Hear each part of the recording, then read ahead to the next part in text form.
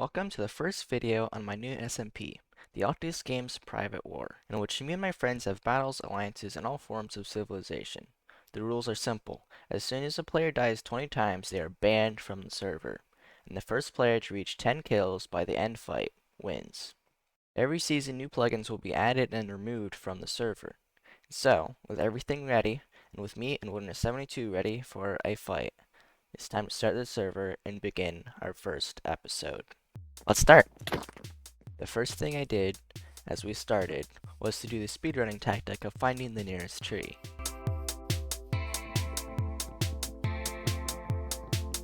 There's a sheep here. And afterward, since my pathfinding is as advanced as a chicken, I just wandered into the forest. Come on, I can't craft.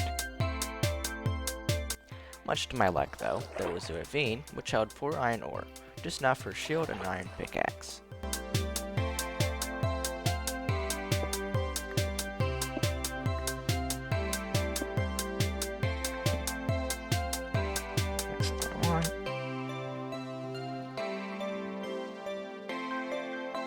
Okay, there's iron here.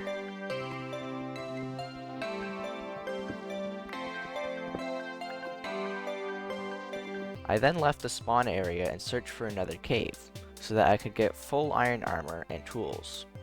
Once I got to the other side of this river, Wilderness 72 tripped and fell to his death, the first death of the server. At this point I was ahead, but this was not guaranteed to last for long. Nice. After some searching, I found a suitable cave and mined a fair amount of iron, enough for a full suit of armor and tools.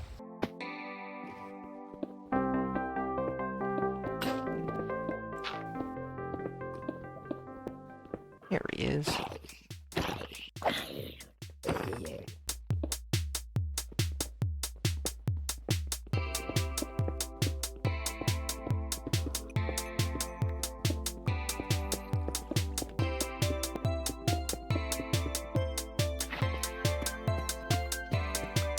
Ooh.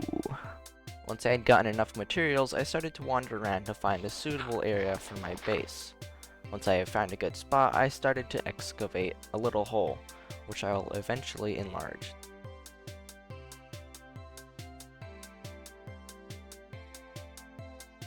I then gathered a large amount of gravel and sand to make dyed concrete. This may not have been my best design decision, but at least I was trying new things.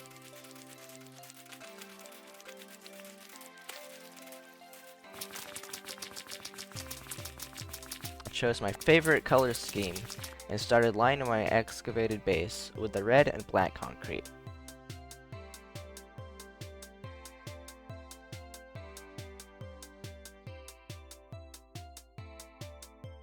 During this time of going back and forth and digging gravel and sand, I made another portal, which I planned to get soul sand from to make a bubble column elevator inside my base. As soon as I entered the portal and was transported to the nether, I looked around. Not a good spot. I was on top of a ledge sitting above lava, and the nearest piece of dry land, very, very dry land, was very far down, and I would fall and die if I attempted to jump off this ledge. And so, with a feeling of anxiety that this would not end well, I collected some blocks to build with and made my way to the edge.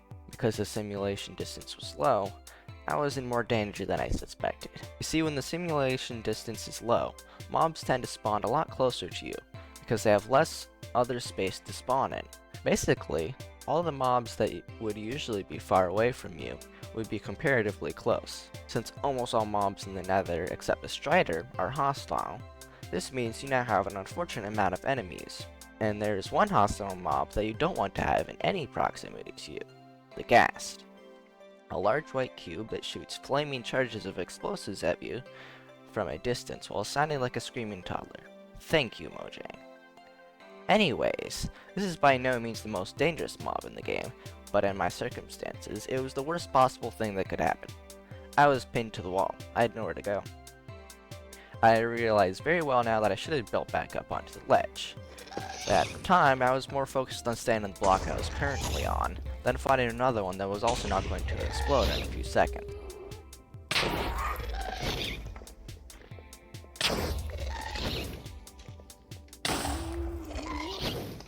Unfortunately, since I was pinned down, the gas was free to continue its barrage of machine gun flaming spitballs, which quickly removed the floor I was standing on. I'm gonna die. Once I died, I went through the usual stages of regret and questioning my life choices that one usually goes through when being mercilessly murdered by a large white cube. Then promptly decided it wasn't all lost yet.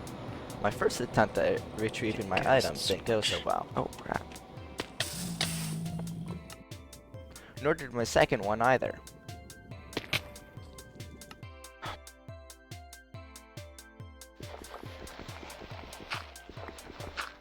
But on my third attempt, I got some sand.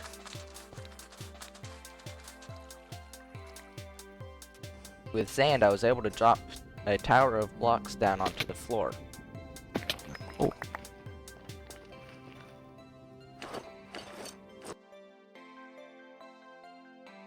Once I got these, I returned to the base and started digging the shafts for the bubble elevators and a hub room at the bottom. I was fortunate enough to stop before I hit a cave, and then proceeded with the room at the bottom, after which I made the other shaft of the upward elevator. Maybe someday I'll make a redstone contraption to swap which direction the bubbles go. That'd be interesting, but at this point I don't have the resources and just trying to expand my base. However, I have another redstone contraption in mind. A piston that pushes a block to hide my valuables chest, and then retracts when I want to access it. I hid the button carefully, and now my valuables should be safe. So I won't build a vault until I have obsidian and other materials for a torch key or something of that sort.